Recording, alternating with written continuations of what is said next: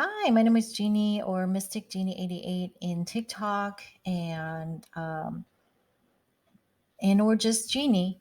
Anyway, so the topic for today is about the simplified explanation of the law of attraction, and I really got inspired because I've been studying the law of attraction for years, and I took a course from Miriam Castillo, and her explanation of the law of attraction is so very simple and so profound, and then it puts everything together.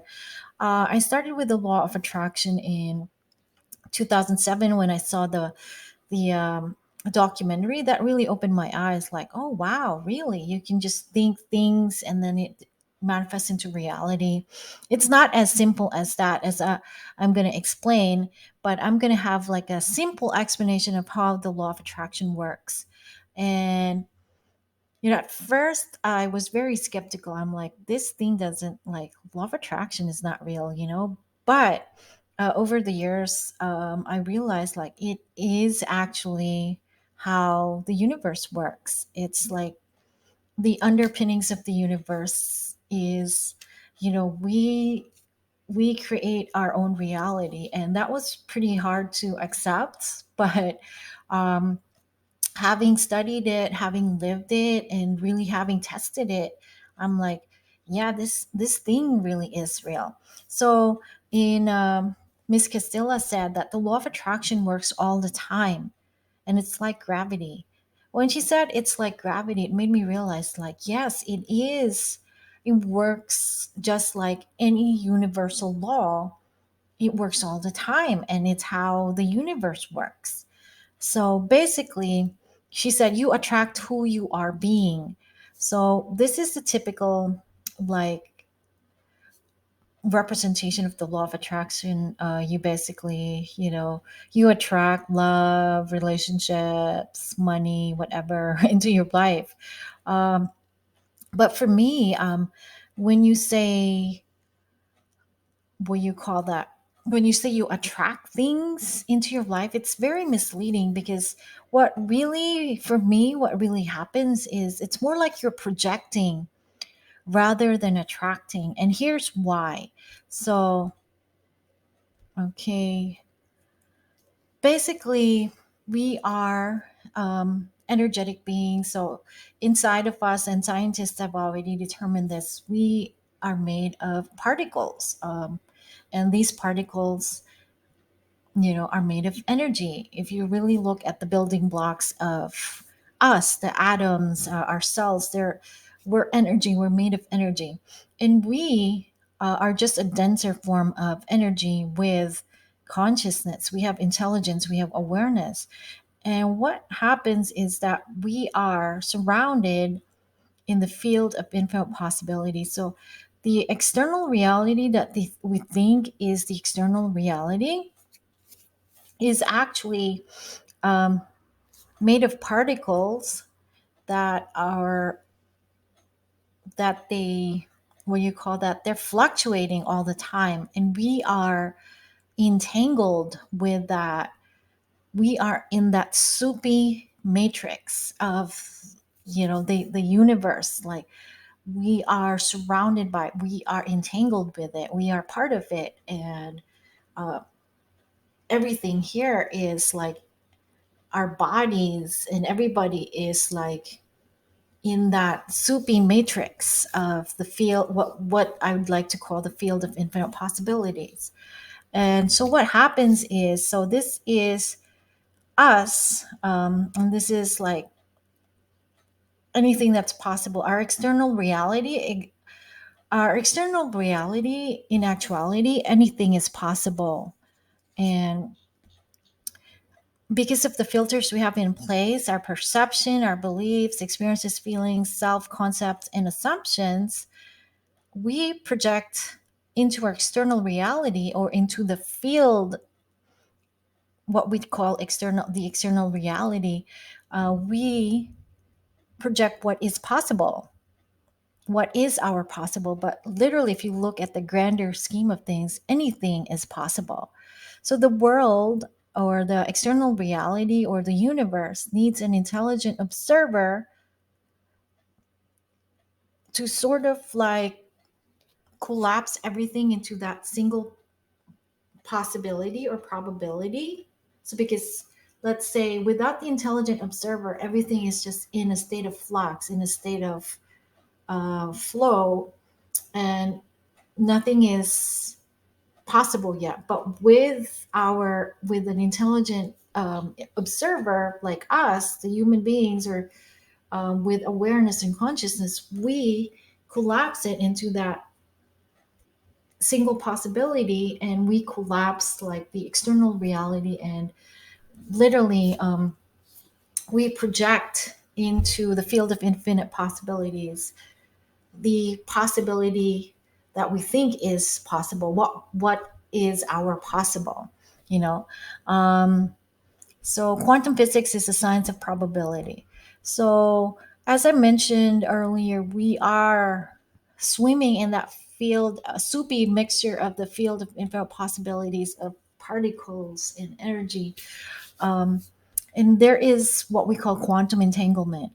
So basically, what it says, the universe knows what you want, and this is what Ms. Castilla said. Because you thought of it once, mind is powerful; it creates reality. Once you have entangled with an idea at least once, it's linked to you. Thoughts have mass. Your thoughts have mass, and direct thoughts communicate to the quantum field of infinite potentiality, and you direct those thoughts. So you literally are the creator of your life, and you have to match what you desire in terms of frequency and vibration. So I looked up the meaning of quantum entanglement in space.com. Is a bizarre counterintuitive phenomena that explains that two subatomic particles can be intimately linked to each other even if separated by billions of light years of space. Despite their vast separation, a change induced in one will affect the other. And that is what they call quantum entanglement. Because essentially, we since we are surrounded by this soupy field of infinite possibilities, we influence the field. We influence the field through quantum entanglement. Can you imagine even billions of light years of space? They are still in communication with each other because essentially everything is energy, everything is one. And how can we use this knowledge in order to set intentions? So, and I've seen this, I've read this in another book as well, but Miss Castilla also brought this thing up. And actually, I wrote about this in my book, in my book, Dreams to Reality, about the cosmic kitchen. So basically, this is the field of infinite possibilities, right? And then um, let's say you're ordering from the cosmic kitchen and there's a waiter, and the waiter is saying like, okay, what do you want? What's your intention?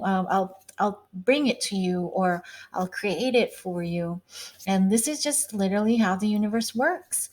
And then let's say you say, yeah, I want to experience that. And then, okay, I'll bring it to you. So I'm going to use a tangible, like an actual experience. So back in 2012, I was part of a mastermind group. We were studying and practicing the law of attraction. So in 2012, like early to late 2012, I actually like intended that I would meet Oprah. And for some reason, I said, you know what, I want to see her during a weekend with Oprah or something like that. That was 2012. I had no idea that in 2013 I would land in America. It was, um, I happened to just, I've been planning it for years, but 2013 was the time I moved to America.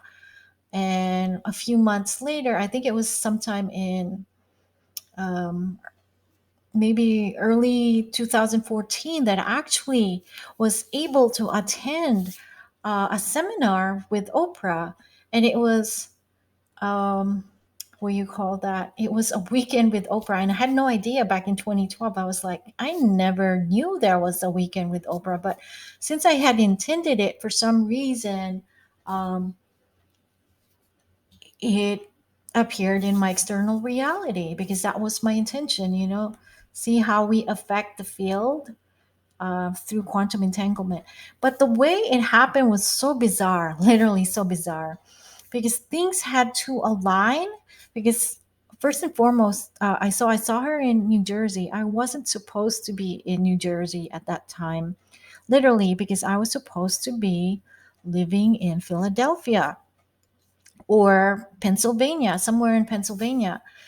But because like thing A didn't happen, so I wound up in like living in New Jersey and working in New York. And I was like, oh, okay. And so the when I look at it, I'm like, in order for this thing to have happened, like things had to be in a particular order in a particular way. And it was so bizarre how it happened that because I wasn't able to live and work in Pennsylvania, I wound up in New Jersey, and then I somehow just by chance like happened to come upon an advertisement like that she was in New Jersey, and then she was having a weekend seminar. I'm like, oh, okay, this is pretty strange, but I went with it. So although I did know about how the law of attraction, about the law of attraction, I didn't really understand at that time yet the um, the inner workings of how it worked. So basically, what I did was I ordered from the cosmic conscious. Um, it is conscious because it knows what you want. So I ordered from the field of infinite possibilities. So I set my intention. So for me in 2012, this was what was possible for me, which was that's impossible, like how can I see Oprah? I'm like, I'm here, I'm in the Philippines. But because of how the universe works, because I really set an intention and a clear and strong intention. I even made a vision board. So I literally like solidified the possibility into just that possibility. Then it became possible. And so I made it possible through the power of intention. And so I think that's how the universe works. You set a really clear, direct intention. Like, this is what I truly desire. And then your job is to just work on clearing the beliefs, clearing the doubts, clearing your assumptions as well. Because at that time, if I didn't clear myself, didn't make the vision board, didn't intend, didn't visualize, I would just have been stuck with what was my possible, when in reality, anything is possible. Okay. So, as I said, anything is possible, the field of infinite possibilities. So, the thing is, so when there's no observer, so let's say when there's no observer observing reality or setting intention back, or setting intention or projecting intention to external reality, or the field, what we call external reality, or the field of infinite possibilities, what happens is the quantum particles just go back to potentiality. So it's just anything, just if you don't set an intention, it's just going to be neutral. It's just like, okay. um, okay, so I'm going to go into the in depth about the quantum particles. So duality are waves. So quantum particle duality, it's a paradox because particles, which are the building blocks. So quantum particles are the smallest physical particles that can exist without being broken down. So for me, they're the building blocks of the universe. So basically, the building blocks of the universe is in its very essence can either be a wave or a particle. So when it's in the wave form, it's back in potentiality. When it's in a particle form, it turns into reality. So basically, through the power of our thought and intention and clearing whatever limitations we have in our mind, we turn the infinite field of possibilities, which is are the particles, the building blocks of reality, which is literally just a wave of possibilities. We collapse it and turn it into external reality. We turn it into a particle. We turn it into like what we see, what we can touch. We create it. Um, and so another analogy which she used, and another analogy which I've seen as well and read, is, and this one is in the Law of Attraction book by Michael Lozier. He uses the radio method, that, or radio station, basically like a radio station or cable TV. All types of shows exist. So in here, the field of infinite possibilities, anything is possible. It's like, let's go back here. It's like this. It is like the radio station or the cable TV. Anything is possible. It's up to us to turn the knob or the dial to select the radio station, and or to click on the control and say, like, you know what, I don't want this reality of victimization already. Like, let's say you're always like a victim, always experiencing negative things. You can actually, through the power of your intention, intend for something different instead of like, yeah, drama, trauma. And you've seen that with successful people as well. Like, they come from a lot of them, traumatic childhoods and pasts and stuff, especially like celebrities too. Their past was very toxic. And then they decided, like, you know what, I don't want this external reality that's playing out anymore. I want to create something different. So that's equivalent to clicking on your remote control or choosing a radio station. Um, And how do you do that though? So the thing is, this one, the external reality that what we have right now, um, what you call that? It's changeable, but most of the time, since we are not aware that we can actually change it, we stay in that status quo. And so instead of changing the external reality, which is literally just a product of our projections, right?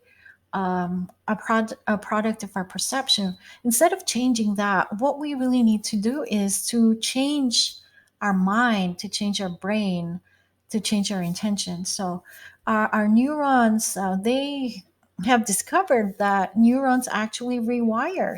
They we can actually. It's wrong to say that you can't train. Um, Dogs new tricks or something like that, or that our brain cells are fixed, that they can't rewire themselves. They do. So what you do on your end is you can, what you call that, rewire your brain and change the what's inside us so that you can project something different. And how you do that, you can visualize. There's other modalities as well. I use superconscious recode, and I use other clearing tools as well to just literally rewire my brain. So you can also mentally rehearse what you want or direct your neurons or mind to do. So subconscious reprogramming is really important because it's rewiring the brain. So subconscious mind thinks that everything is happening now. So so Miss Castilla said that you visualize. So basically, the way to rewire the brain is by visualizing, by seeing the picture or pretending, because the subconscious mind thinks in pictures and it doesn't like two opposing ideas. And so if there's two opposing ideas, let's say one idea is like, I can't be rich, you can actually superimpose it or create a new idea, replace it with another one through repetition. And subconscious mind likes novelty, and mental rehearsal of future reality is important. If you want to create a different external reality, you mentally rehearse right now what you want to create. And it's used to, you have to live in that state as if you're already there so that you can rewire your brain or subconscious mind. Once you rewire your subconscious mind, you project something different into the external reality. So when you rehearse or visualize, it starts to feel normal in your conscious or unconscious mind. So consistency is key, at least 4 minutes. And the subconscious mind cannot tell what is real and what is imagined.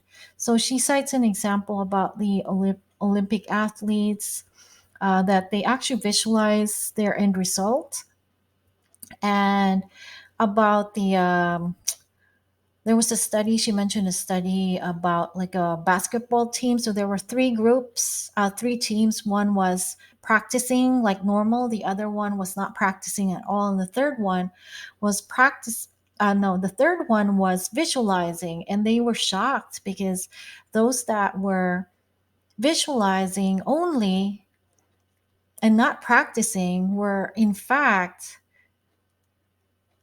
exceeding the ones that were practicing daily, for the basketball like game.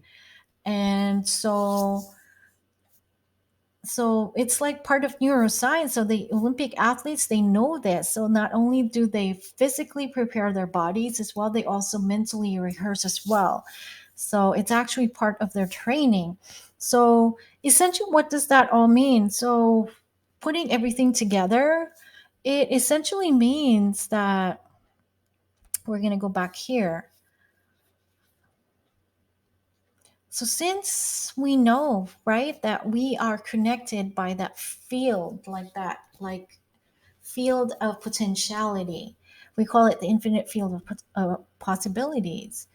Since anything truly is possible, in order to change what is our limited possible, and then to have anything possible, we just need to work on the filters that we have in place, because that literally is the thing that's preventing us. Because whatever our filters we have in place, whatever subconscious reprogramming we have through childhood, we project that into our external reality and create the same picture.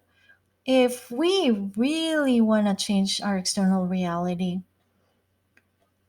or the field, or if you want to influence the field of infinite possibilities to create a better reality, we don't go here.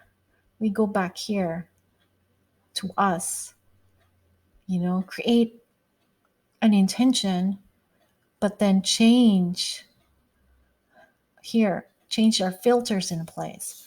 So I hope this has been of help, and I hope this presentation has been of help. And I will be making more videos like this in the future. And do check out that course. I'm just going to mention it. It's called the Fast Track to Manifesting Your Income Goals by Miriam Castilla. It's in Udemy. It's really, I highly recommend that course. And it's it's really amazing that just the way she put things together. And then like, um, because it's a lot. Like when I learned the law of attraction, I learned it piece by piece. I didn't like learn it in one sitting, because it's a lot. It's actually, we really have to unlearn things, because most of the time we are taught that our external reality is fixed.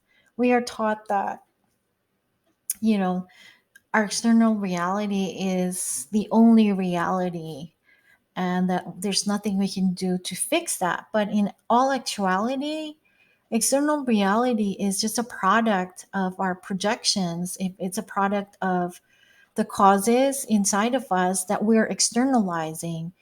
And knowing that the infinite field of possibilities, or that we are surrounded by the infinite field of possibilities, and we are swimming in that soupy matrix, that we can actually change our reality by changing how our mind works by changing our beliefs, changing the filter, like replacing that filter altogether, so that we can, see better and we can project better. And yeah, I hope this has been eye opening for you, and I hope this is the best explanation ever you've heard of how the law of attraction works. And yeah, I do have more content as well. And thank you very much for watching. And if you are listening to this on my podcast, thank you as well. And do listen to my other topics as well, because it all comes together, and it just, the way of explaining how things work. And thank you for watching or listening.